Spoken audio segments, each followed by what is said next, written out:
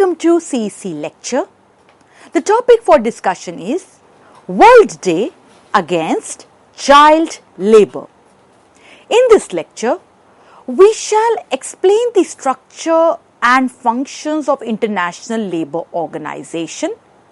We shall also from there highlight important concepts from the reports, from the various ideas presented at International Labour Organization that are associated with child labour and World Day Against Child Labour. This lecture then shall also elaborate on important constitutional provisions and acts with respect to child labour, reading from the Indian Constitution. Nobel laureate Rabindranath Tagore ji had said, and we quote, "Every child comes with the message that God is not yet discouraged of man." The International Labour Organization had launched the World Day Against Child Labour in 2002.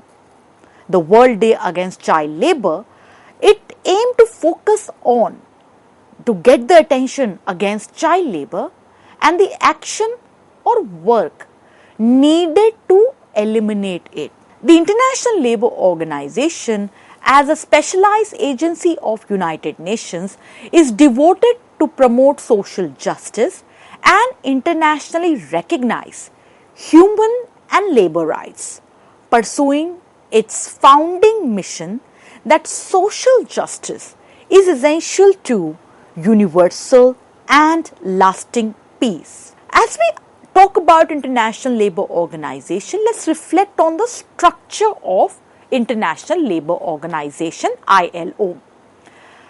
ILO is the only tripartite United Nations agency. Reason being, the ILO brings together governments, employers, workers' representatives of all the member states.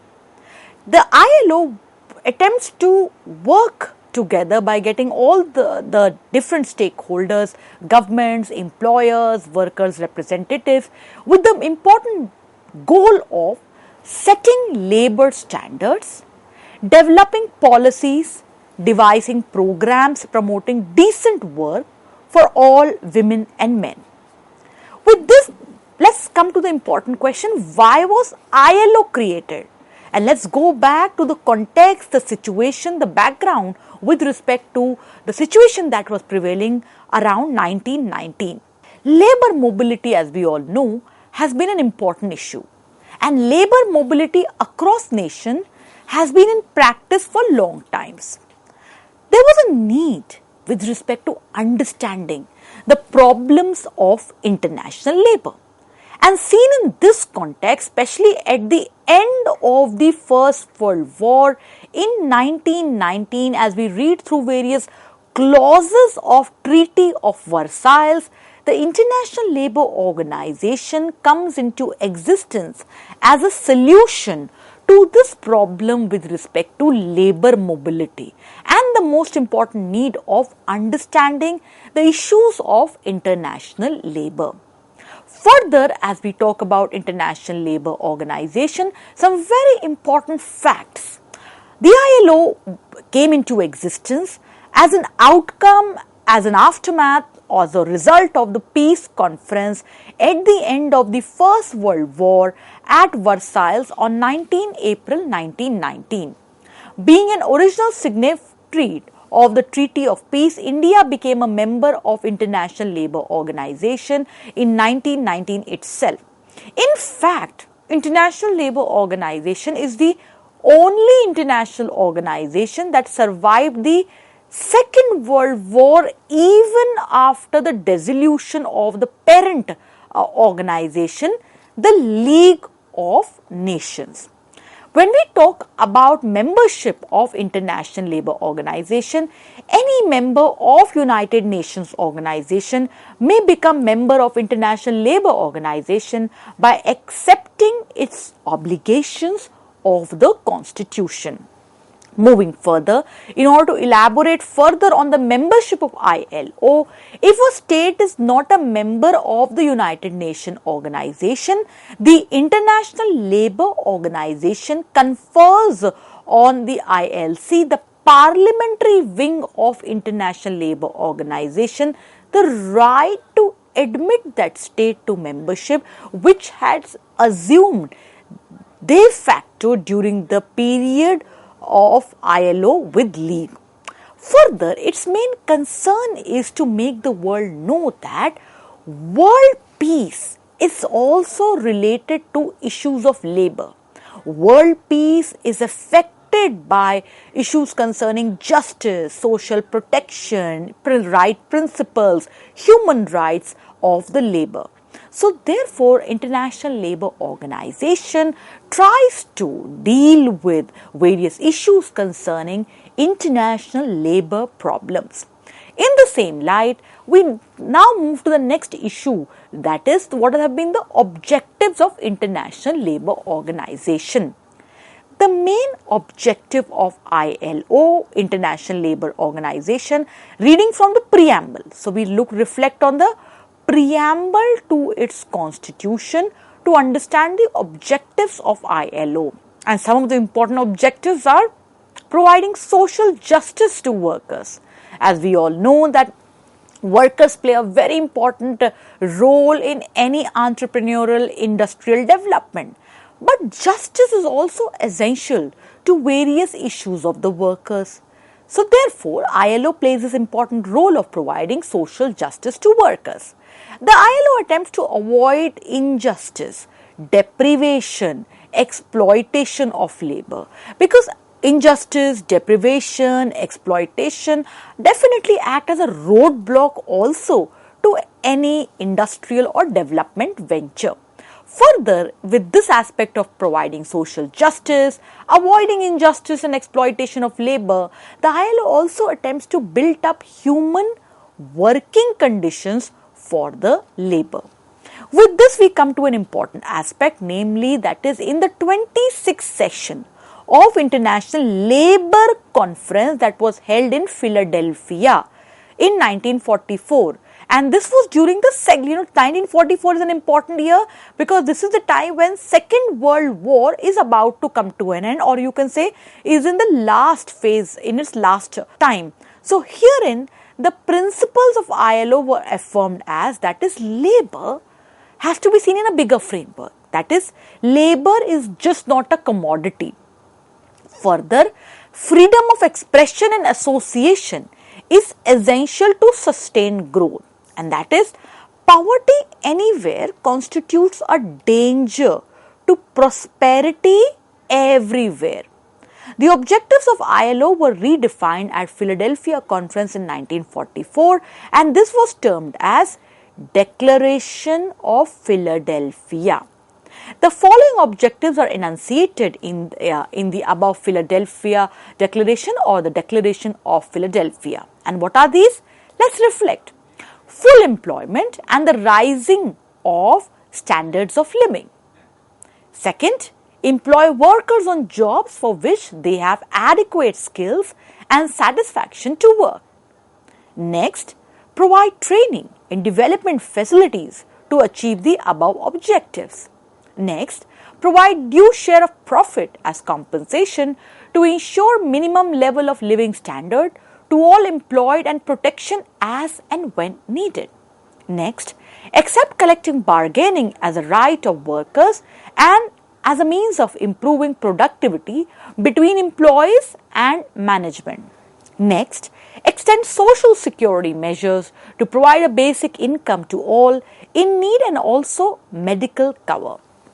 Further, protect the life and health of workers in all occupations. Further, provision for child welfare and maternity protection. Provide adequate nutrition, housing, facilities for recreation and culture. Provide for quality education and vocational opportunity. With this, we now come to the important ideas, the definitions that have been there presented by the International Labour Organization with respect to child labour. Child labor has been defined by ILO as work that deprives children of their childhood, their potential and their dignity, and that is harmful to physical and mental development. Further, it is also very essential to note here that ILO also says that all work is not considered child labor. Activities that contribute to positive development of children, like example here, doing their share of household chores or earning pocket money in the summer, are not to be targeted for elimination. The ILO specifies a number of conditions that make the task of child labor, namely, if the job is mentally, physically, socially, or morally dangerous and harmful to children. Further, if the job interferes with their schooling and that it deprives them of the opportunity to attend school. So, all these are then parameters, that is the number of conditions that makes the task related to child labor. Further, if any task obliges children to leave school permanently, the task is then considered under child labor. Further, it requires them to attempt to combine school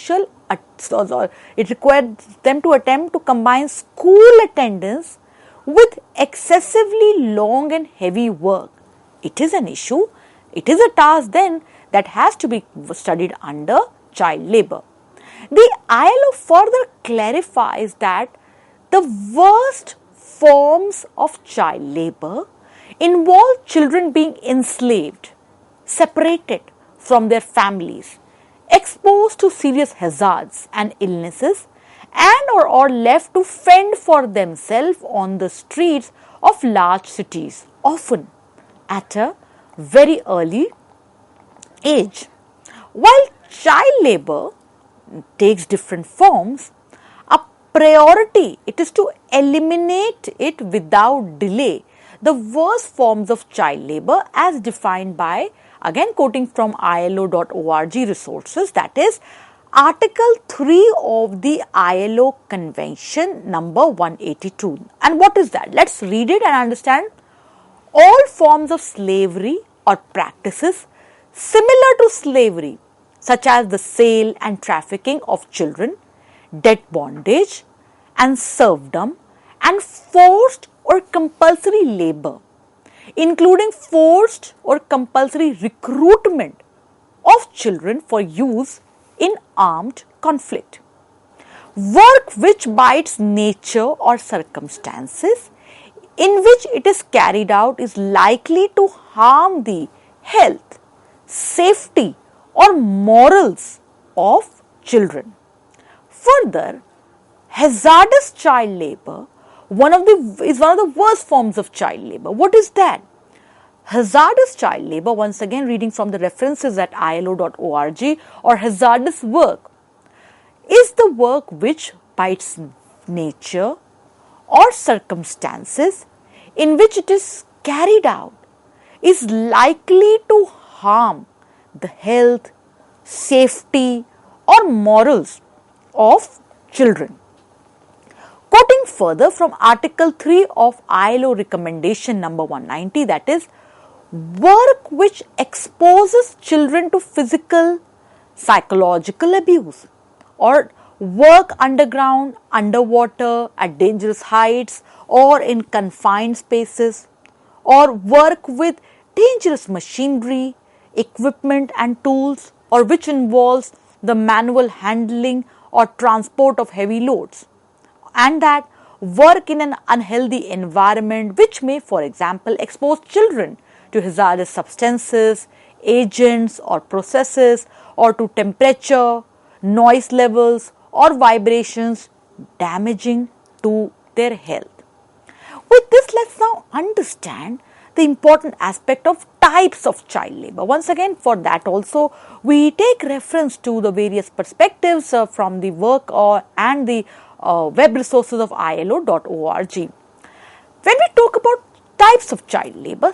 Slavery is an important aspect. Slavery is where one person is owned by and made to work for another person without having any say over what happens to them. It is essential to note here that when we talk about slavery, that is how children are often made victim, that is because of circumstances, because of various issues, they are often employed, but somewhere they are then there in a position that is of having not say over what happens to them. Another type of child labor is that of child trafficking, that is illegal trading, buying, selling, movement of children for labor exploitation. Quite often in cases of various natural calamities, disasters, child trafficking, illegal trading of children for labor exploitation is noted. So therefore it is essential to understand the challenges posed by child trafficking, not only with respect to development of children, but also as a moral issue concerning humanity at large.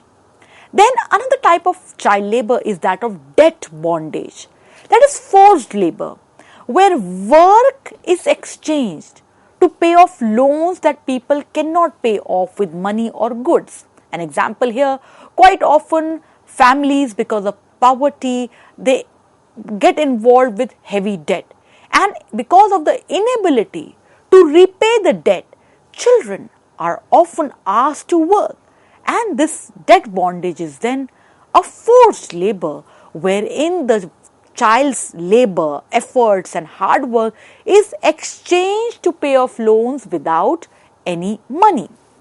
Further, another type of child labor having an important dimension with respect to child labor practices is also serfdom. Serfdom is when a person is forced to live and work on land belonging to another person, often with little or no pay.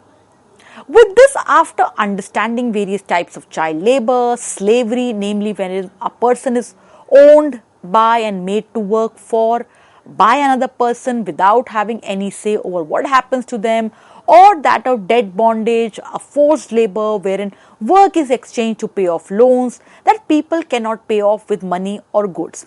As we talk about World Day Against Child Labor, it is also essential to understand how countries have worked and in their laws of the land have certain principles and provision with respect to child labor, with respect to elimination of child labor, with respect to cater to better guidelines with respect to issues of the child laborers.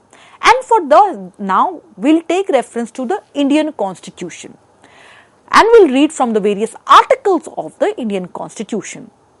According to the Indian Constitution, the rights are ensured. When we talk about Part 3 of the Indian Constitution, fundamental rights, they are ensured to the citizens of the country. The children are also given rights under the Constitution as they are considered citizens of the country. Further, looking at the need for the special status, looking at the special needs of the children, special provisions are made for children under the Constitution. That is, the government can make special provisions for the protection with respect to rights of children. The important amendment made for the protection of rights of children is the 86th Constitutional Amendment, Right to Education. Right to education was a fundamental right, has been made a fundamental right in order to protect the basic rights of children to receive an education. The 86th Amendment guarantees the following, that is, right to free elementary education that was made compulsory under Article 21A of the Indian Constitution. Right to protection till the age of 14 years from any kind of hazardous employment which is provided under Article 24 of the Indian Constitution. Article 39E of the Constitution protects children from any kind of abuse or forced employment which is not suitable for their age and ability. Further, quoting from Article 39F, that is, children are provided with equal opportunities, facilities, freedom, dignity and protection under Article 39F of the Indian Constitution. Article 45 of the Constitution calls for, that is, the need for early childhood care and education to the children until the age of 6 years. Further, as we talk about constitutional provisions, it is also important to reflect on Child Labour Prohibition and Regulation Act 1986. This act aims to eradicate any kind of child abuse in the form of employment and prohibit the engagement of children in any kind of hazardous employment who have not completed 14 years of age.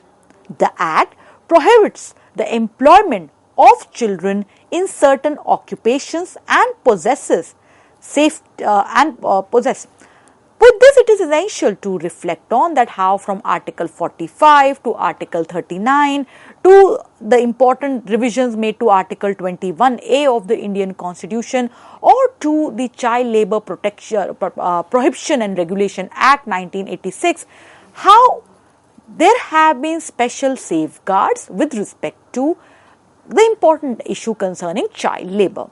Now, after our discussion with respect to understanding structure, function and important role played by International Labour Organization with respect to child labour, constitutional provisions from Indian Constitution with respect to child labour, it is very essential therefore to understand that child labour is an important issue.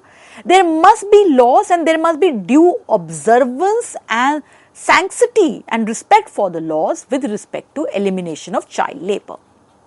Nelson Mandela, former president of South Africa, had said, and we quote from the words, "Safety and security don't just happen. They are results of collective consensus and public investment. We owe our children the most vulnerable citizens in our society, alive, free of violence and fear. So therefore, it is essential that along with laws in every society, in every nation, there must be efforts, there must be due action to respect the laws, and especially with respect to children, it becomes all the more essential." Former Indian President late APJ Abdul Kalam had said, and we quote, "Let us sacrifice our today so that our children can have a better tomorrow." So therefore, for World Day Against Child Labour, let us join hands against this crime which not only impacts the living of children but also definitely makes this world a bleak place. A country can develop only if the future of its children, the development of future of children is given ultimate priority. This is also an important test for morality of a society. So therefore, let's all get together to put an end to child labour. Dear learners, we hope that the lecture presented to you important inputs with respect to World Day Against Child Labour, structure and functioning of International Labour Organization, important types of child labour, and above all the need to get together to ensure that there should be end to child labour. Let's amplify support. Let's join hands against child labour. It's not only with respect to ensure better future for our children, but also to ensure that our world is a very human place. We look forward to positive, encouraging feedback from you all for the lecture on World Day Against Child Labour. Thank you very much.